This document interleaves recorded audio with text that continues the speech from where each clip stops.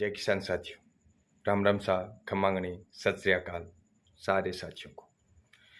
सबसे पहले तो मैं सारे साथियों को कहना चाहता हूं, अगर आपने यह वीडियो पूरा ध्यान से सुन लिया तो मैं दावे के साथ कह सकता हूं कि Agnipath the tour of duty, यह योजना केंद्र सरकार जो लेकर आई है, उस योजना के लिए आपको कोई दूसरा वीडियो देखने की ज़रूरत नहीं पड़ेगी और ना आपको कोई टीवी डिबेट सुनने की ज़रूरत पड़ेगी। मैं आपको आश्वस्त करना चाहूँगा कि ये वीडियो मैं किसी भी राजनीतिक पार्टी की विचारधारा से प्रभावित होकर या किसी भी राजनीतिक पार्टी का विरोध करने के लिए नहीं बना रहा हूँ, बल्कि इसलिए क्योंकि लगातार 2 दिन से हम देख रहे हैं, टीवी पर देखो, यूट्यूब पर देखो, फेसबुक पर देखो, सभी राजनीतिक पार्टियां विरोध करने वाली विरोध कर रही है और केंद्र सरकार और इसके साथ जो लोग हैं वो उसका समर्थन कर रहे हैं। लेकिन जिन चीज़ों पर हमें बहस करनी चाहिए वो चीज़ें कहीं न कहीं छूट रही है हम सबसे। तो राष्ट्रीय लोकतांत्रिक पार्टी का एक कार्यकर्ता ना होकर आप सबका एक जिम्मेदार जागरूक भाई साथी होने के नाते मैं ये वीडियो बना रहा हूँ। आप अगर इस वीडियो को पूरा देखते हैं तो मैं दावे के साथ कह सकता हूँ कि आप कम से कम निराश नहीं होंगे। साथियों, कल से जैसे ही अग्निपथ योजना द टूर ऑफ ड्यूटी का ऐलान करते हैं रक्षा मंत्री राजनाथ सिंह जी, उसके बाद में पूरे देश भर में विरोध प्रदर्शन होने लगते हैं।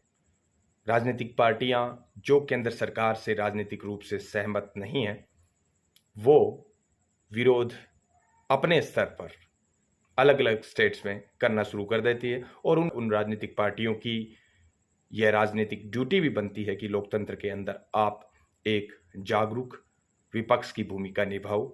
लेकिन मेरा ये मानना है कि सभी राजनीतिक पार्टियों को विरोध के साथ साथ अग्निपथ के लिए अपना सुधार पत्र इन राजनीतिक पार्टियों को जो इसका विरोध कर रही है उनको जारी करना चाहिए, ताकि देश के युवाओं को सही दिशा मिल सके। हमारे देश का लगभग 60-65% आबादी युवा है और उनमें ज़्यादातर बेरोजगार हैं। तो बेरोजगारी का आलम जब इतना बढ़ चढ़कर हो तो सत्ता पक्ष हो चाहे विपक्ष हो, उन सब की जिम्मेदारी ये बनती है कि किसी भी प्रकार का कोई आप आंदोलन करें या फिर कोई योजना लेकर आएं, नीति बनाएं, तो विचार विमर्श के बाद ही बनाएं और सोच संभल कर हमें उस पर बोलना चाहिए, रिएक्ट करना चाहिए, ये मैं मानता हूं। साथियों, जैसे ही पूरे देश भर के अंदर अग्निपथ को लेकर सारे विपक्षी दल अपने अपने स्तर पर सामर्थ्य अनुसार विरोध प्रदर्शन करते हैं, तो उसके बाद में केंद्र सरकार अप्रत्यक्ष रूप से एडवाइजरी जारी करती है। अपने जितने भी सांसद हैं, विधायक हैं, कार्यकर्ता हैं, बड़े पदाधिकारी हैं, उन सबको एक पोस्टर रिलीज करती है। ये कहूं कि वो सवाल तो नहीं कह सकते केंद्र सरकार, लेकिन नो वजह वो बता रही है कि ये अग्निपथ क्यों जरूरी है। तो वो नो जो जवाब एक प्रकार से केंद्र सरकार ने दिए हैं, चाहे वो विरोध प्रदर्शनों के जवाब है और चाहे वो इस योजना को बेहतर बताने के जवाब है, केंद्र सरकार ने जो दिए हैं, सभी अपने विधायकों को, मंत्रियों को, सांसदों को, और वो सुबह से मैं देख रहा हूं लगातार पूरे देश के अंदर सर्कुलेट हो रहे हैं। उसके बाद में बीजेपी आईटी सेल और बीजेपी के जितने भी कार्यकर्ता है हमारे देश के अंदर, ऑब्वियसली सत्ता पक्ष के करोड़ों कार्यकर्ता पूरे देश के अंदर है, तो वो उसको सर्कुलेट कर रहे हैं उस पोस्टर को, जिसके अंदर 9 सफाइयों वाला पोस्टर है। सफाई दी है केंद्र सरकार ने, वो 9 सफाइयों वाला पोस्टर जारी किया है। अब उस 9 सफाइयों वाले पोस्टर पर हमें चर्चा अगर हम ध्यान से कर लेते हैं तो मैं दावे के साथ कह सकता हूं कि आपको और किसी वीडियो को देखने की ज़रूरत नहीं है और किसी बहस को देखने की ज़रूरत नहीं है और इस योजना से संबंधित आपको और किसी जानकारी की ज़रूरत नहीं पड़ेगी। क्या है 9 सफाइयों वाला बीजेपी का वह पोस्टर? अब वो तो आप तय करना कि ये डिजिटल सफाई है या फिर सिर्फ हवाई है, वो आप तय करेंगे। मैं सिर्फ आपको बताने की कोशिश करूंगा और मेरी बुद्धि अनुसार उन सफाइयों पर मेरे कुछ आर्ग्यूमेंट आपके साथ साझा करूंगा। पहली सफाई केंद्र सरकार इस योजना पर यह देने जा रही है कि क्यों अग्निपथ जरूरी है, कि 4 साल के डिसिप्लिन्ड और स्किल्ड, मतलब अनुशासित और कौशल युक्त जीवन के बाद 24 साल का युवा अन्यत्र नौकरी पाने का बेहतर विकल्प होगा। सबसे पहली सफाई केंद्र सरकार ने यह दी है कि जब हम 4 साल तक किसी युवा को अनुशासित और कौशल युक्त बनाएंगे तो वो जब हमारे यहाँ से जाएगा तो अन्य लोगों से वो बेहतर विकल्प साबित होगा सरकारी और प्राइवेट नौकरी के लिए। आप इस बात से अंदाजा लगा सकते हैं, जब कोई सरकार नौकरी देने वालों की बड़ाई नहीं कर रही है बल्कि नौकरी जिनको नहीं देगी उनके बारे में बता रही है। साथियों, मैं आपको बताना चाहूंगा, सबसे पहले आप गौर कीजिए कि कितने वर्ष की आयु के अंदर यह सरकार 75% युवाओं को घर भेजेगी। मैं ये नहीं कहूंगा कि बेरोजगार करेगी, 4 साल के रोजगार के बाद घर भेजेगी। उनकी आयु होगी 24 साल। 24 साल और 24 साल की आयु के अंदर वह एक ट्रेंड मिलिट्री पर्सन के तौर पर जाएगा। एक्चुअल में साथियों, यहां पर हमें आलोचना नहीं समालोचना करनी चाहिए। आप ये बताइए, एक गैंगस्टर की ट्रेनिंग के अंदर और एक आर्मी पर्सन की ट्रेनिंग के अंदर कितना अंतर होता है? सिर्फ लक्ष्य का अंतर होता है। आर्मी पर्सन का लक्ष्य होता है देश की सुरक्षा और गैंगस्टर का लक्ष्य होता है अपना हित साधना। बाकी ट्रेनिंग की अगर बात की जाए, दोनों के माइंडसेट की बात की जाए, तो वहां पर भी मतलब सेना में भी खून बहे तो बहे, कोई दिक्कत नहीं है। अपने परिवार से ज्यादा वो देश को तवज्जो देने वाला एक सिपाही बना देते हैं। एक नौजवान को ब्रेन वॉश नहीं कहूंगा, उसको ये कहूंगा देश हित के लिए इस प्रकार से ट्रेन करते हैं कि वो अपने परिवार से ज्यादा देश को चाहता है। अपनी जान को हथेली पर रखकर वो वहां पर सेवाएं देता है। यहां पर भी गैंगस्टर भी अपनी जान को हथेली पर रखकर कानून हाथ में लेते हैं, अपराध करते हैं। अब एक बात यहां पर आपको गौर करनी होगी ध्यान से साथियों। गैंगस्टर कौन बनते हैं? ज्यादातर नशेड़ी बनते हैं या फिर वो लोग बनते हैं जो सिस्टम के सताए हुए हो, जो भ्रष्टाचार से या फिर इस प्रकार की उनके परिवार में दिक्कत समस्या आई कभी कि वो इस व्यवस्था के खिलाफ हो गए। सभी लोग ऐसे नहीं होते। कुछ लोग संस्कारों के अभाव में चले जाते हैं, कुछ लोग दिखावे में चले जाते हैं, कुछ लोग व्यवस्था के शिकार होकर चले जाते हैं। तो मैं दावे के साथ कह सकता हूं कि 4 साल बाद जिन 25% को केंद्र सरकार रखेगी और जिन 75% को केंद्र सरकार छोड़ेगी, उनके साथ अगर नीतियों में कोई गड़बड़ी हुई, भ्रष्टाचार हुआ, उनके साथ अन्याय हुआ, तो मैं दावे के साथ कह सकता हूं जो 75% नौजवान घर आएंगे उनमें से 1% तो जरूर, कितने? 1% तो जरूर गलत मार्ग पर चले जाएंगे। आप मेरी मत मानो, इतिहास उठाकर देख लो। यहां पर तो आप 24 साल के रिटायरमेंट की बात कर रहे हो, आज तक 55-60 साल, 50 साल, 45 साल, उस उम्र के अंदर एक आर्मी पर्सन को घर भेजा जाता था। आप और हम सब जानते हैं कि वो यहां पर एक सिविलियन जिंदगी जीने के दौरान हमेशा हम ये कहते हैं कि आर्मी वाला है, अखड़ू है, जिद्दी है, और वो समाज में फिट होने में उनको बहुत समय लगता है। हालांकि वो एक परिपक्व जिंदगी के बाद आता है। यहां पर सरकार 24 साल की नादानी वाली उम्र के अंदर छोड़ रही है, अनुशासित कर रही है, स्किल्ड कर रही है, लेकिन भाई जिम्मेदारी नहीं है उस पर। वो 10-15 लाख रुपए लाकर घर वालों को दे देगा, वो एक अलग बात है। लेकिन अगर उसके दिमाग में कुछ ठन गई कि मेरे साथ गलत हुआ है, सरकार को एक बात समझनी चाहिए कि यहां पर किसान कौम के बेटे जो आर्मी में जाते हैं ना, वो आधे से ज्यादा पैसों से वर्दी को प्यार करते हैं। वो अपने माता पिता को, अपने भाइयों को, रिश्तेदारों को सिर्फ वो वर्दी दिखाना चाहते हैं, इसलिए आर्मी में जाते हैं। यहां पर सरकार ये सोच रही है कि वो पैसों के लिए जाते हैं, नहीं। और वहां पर उसकी वर्दी को छीनने में अगर सरकार ने कोताही बरती, उस सिस्टम में कोई लापरवाही हुई, तो मैं दावे के साथ कह सकता हूं किसान कौम के बेटे जो मिट्टी से जुड़े हुए होते हैं वो बदला जरूर लेते हैं। और एक ट्रेंड नौजवान जब यहां पर आएगा तो वो गैंगस्टर के हत्थे अगर चढ़ गया या उसने खुद की गैंग बना ली, तो मैं दावे के साथ कह सकता हूं आपकी कानून व्यवस्था उसका कुछ नहीं बिगाड़ पाएगी। पुलिस जिनकी बंदूकें आपको पता है कभी कभार चलती है। आज लॉरेंस बिश्नोई मान लो या कोई बड़ा गैंगस्टर मान लो, कितने एक है ये, 100, 200, 400 हैं। लेकिन राजस्थान, हरियाणा, पंजाब, उत्तर प्रदेश, इन सभी उत्तरी भारत के 40 से 50 करोड़ की आबादी के अंदर दहशत मचाई हुए है। कितने हैं 40 से 50 करोड़ की आबादी का, ये 600-700 लोग इसके जो शूटर हैं, 1000 मान लो, 0.01% से भी कम है ये संख्या। लेकिन उसके बावजूद 3-4 राज्य इनके नाम से खौफ खाते हैं, थर्राते हैं, डरते हैं। और ये तो आपको पता है कुछ है ही नहीं उनके सामने। ये तो नशे के अंदर पिस्तौल चलाना सीखते हैं, और वो भी निशाने पर लगे तो लगे, ना लगे तो ये कोई शार्प शूटर है नहीं। मीडिया वालों ने नाम दे दिया इनको शार्प शूटर, लेकिन वहां से जो 75% आएंगे वो पक्का शार्प शूटर होंगे। केंद्र सरकार को यहाँ पर यह सोचना चाहिए कि इनको 24 साल की उम्र में घर भेजने की बजाय 30 साल की, 35 साल की उम्र में घर भेजें। जब इनकी शादी हो जाए, जब इनके बच्चे हो जाएं, जब ये जिम्मेदार हो जाए, तब इन्हें अगर आप घर भेजोगे तो ये उस जिम्मेदारी को समझेंगे। इन्हें एहसास होगा कि आप कौन हो, आपके परिवार है, आपके बच्चे हैं। लेकिन 24 साल की उम्र में अगर किसी के साथ गलत होता है तो किसान कौम के बेटे, विशेषकर मार्शल कौमें जाती है फौज के अंदर, आपके ये नेताओं के बेटे हैं वो नहीं जाते। मेरा कहने का मतलब है मिट्टी से जुड़े हुए लोग जाते हैं, खुददारी उनमें कूट कूट कर भरी होती है, ऊपर से सेना का प्रशिक्षण उन्हें हमेशा डर उनके मन में से निकाल देते हैं। डर उनके मन में रहता ही नहीं है, मौत का डर तो।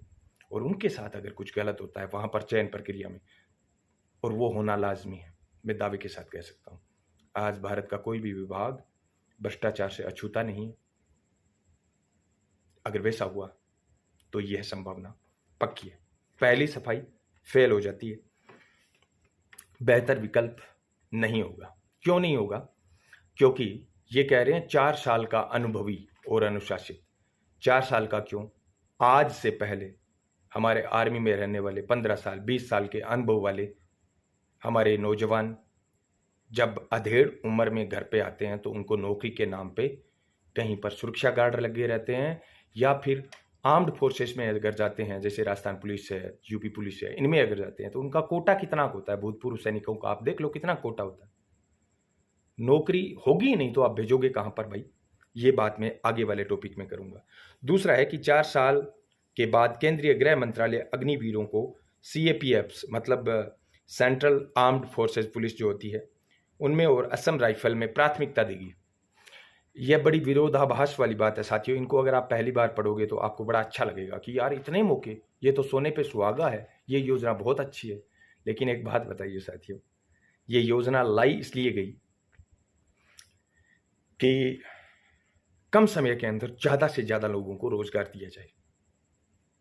यह अग्निपथ जो है यह 2024 के लिए राजपथ बनने जा रहा है बीजेपी के लिए, या फिर बनाना चाहती है बीजेपी। साथियों ये कह रहे हैं बेहतर विकल्प होगा उनमें।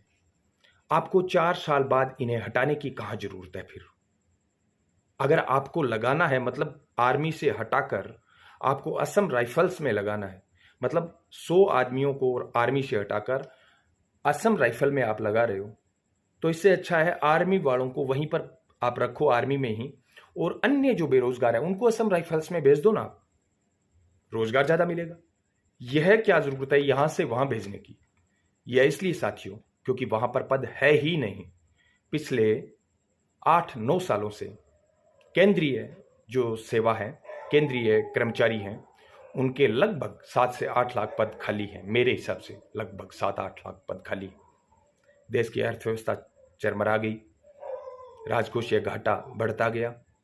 देश की अर्थव्यवस्था के पास इतना पैसा है नहीं कि इतने कर्मचारियों को तनख्वाह दे सके। इसलिए ये सिर्फ एक जाल बुना जा रहा है आपको और हमको बताने के लिए। अगर ऐसा होता तो एक काम करती सरकार, सिर्फ बात नहीं कहती। इस पोस्टर पर लिखा हुआ है कि केंद्रीय गृह मंत्रालय ने प्राथमिकता की बात कही है। बात मत कहो आप, कानून बना दो ना कि वहां से 75% आएंगे, उनको हम अन्य सेवाओं में, केंद्रीय सेवाओं में एडजस्ट करेंगे ही करेंगे। कानून बना दो, फिर हम मानेंगे, फिर आपको वहां पर लगाना ही लगाना पड़ेगा। लेकिन बात कहने वाली बात मत कहो कि बात कही है, ऐसा नहीं, कानून बना दो। और आप वो ऐसा नहीं कर सकते क्योंकि आपको भी पता है वहां पर अगर पद होते तो सरकार डायरेक्ट वहीं पर रिक्वायरमेंट कर देती थी, यहां से ले जाने की कोई जरूरत नहीं पड़ती। तो ये बात भी आप बताइए सही है या नहीं। फिर है 4 में से 1 को पक्की नौकरी, करियर में समावेशन क्या कम है?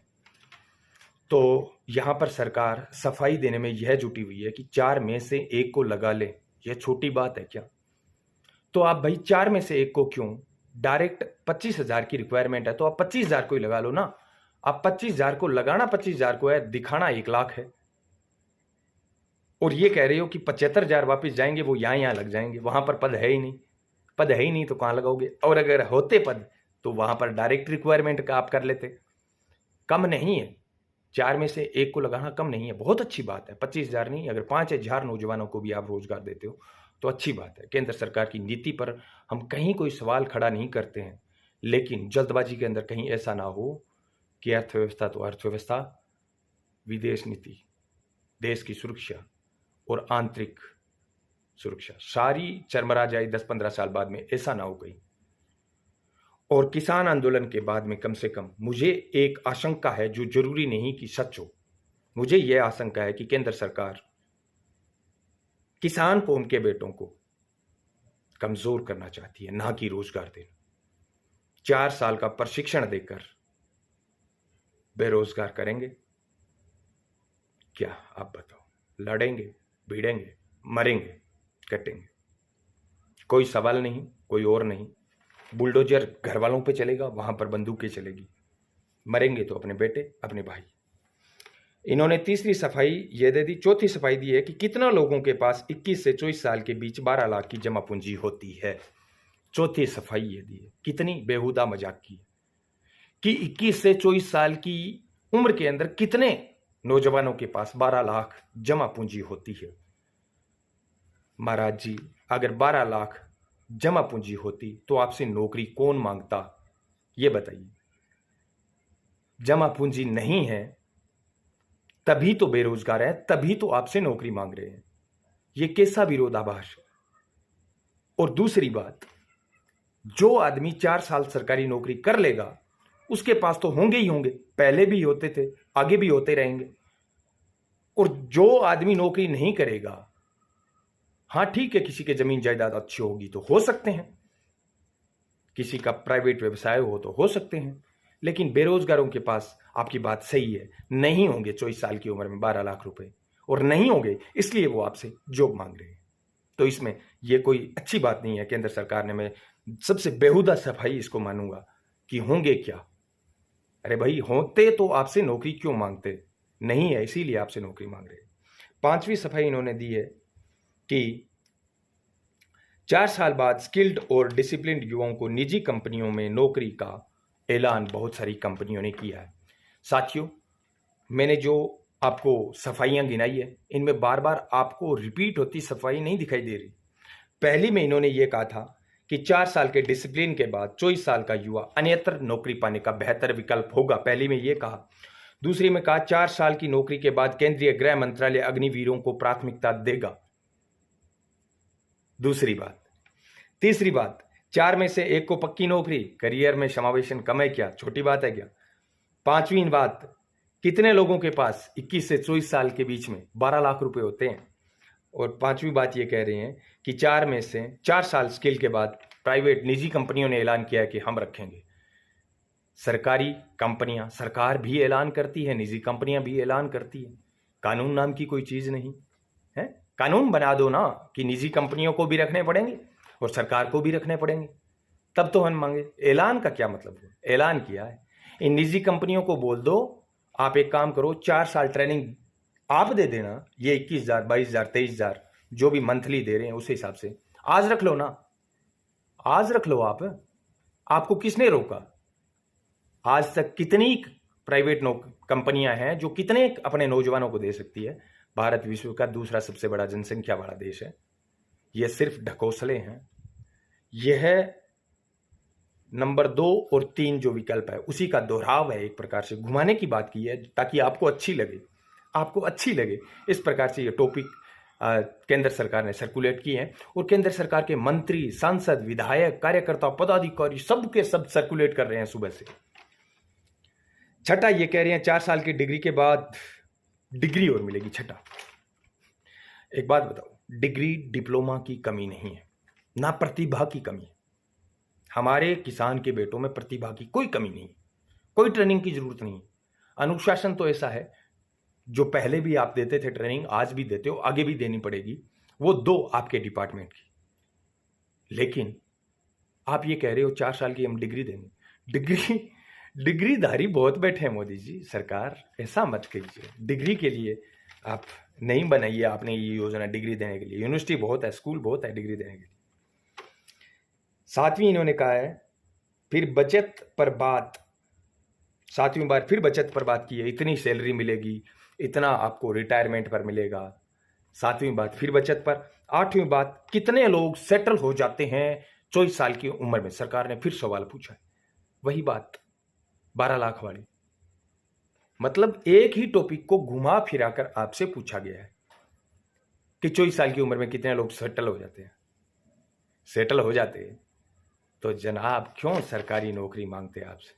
और सेटल होने को होते ही है, सरकार के भरोसे होते तो कोई डाका डालता, कुछ और करता। लेकिन किसान कौम के बेटे आज भी मेहनत करके, कोई पढ़ाता है, कोई मजदूरी करता है, कोई खेती करता है, कोई बिजनेस करता है। किसान कौम के बेटे आज भी कमा रहे हैं मोदी जी, ऐसा नहीं है। अगर सब बेरोजगार होते ना तो आप 1 महीना भी सरकार नहीं चला पाते, ये मैं दावे के साथ कह सकता हूं। तो ये भद्दा मजाक 9वां का है, भाजपा शासित राज्यों ने ऐलान किया है कि 4 साल बाद इन्हें, फिर ऐलान आ गया। तो भाजपा शासित राज्यों को बोल दो ना, कम से कम आप तो राज्यों में तो कानून बना दो भी। अग्निवीर जो आएंगे 4 साल बाद, उनका स्वागत है, ये कानून है, उन्हें मिलेगा मिलेगा। देखो, कानून बनाने की कोई बात नहीं है, योजना आ गई। योजना और कानून में अंतर होता है मेरे भाइयों, योजना और कानून में अंतर होता है। बात कही जा रही है, मैं सिर्फ इतना कहना चाहता हूं साथियों, 24 साल की उम्र के अंदर जो वापस आएगा, उनमें से मैं दावे के साथ कह सकता हूं कि 99% से 99% लोग अनुशासित आएंगे, कहीं और काम धंधा कर लेंगे।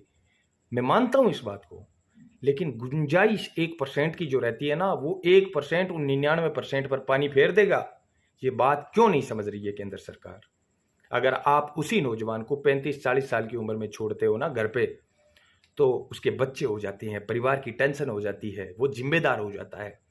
लेकिन 24 साल की उम्र के अंदर तो आपको पता है खून खोलता है सब किसान कौम के बेटों का।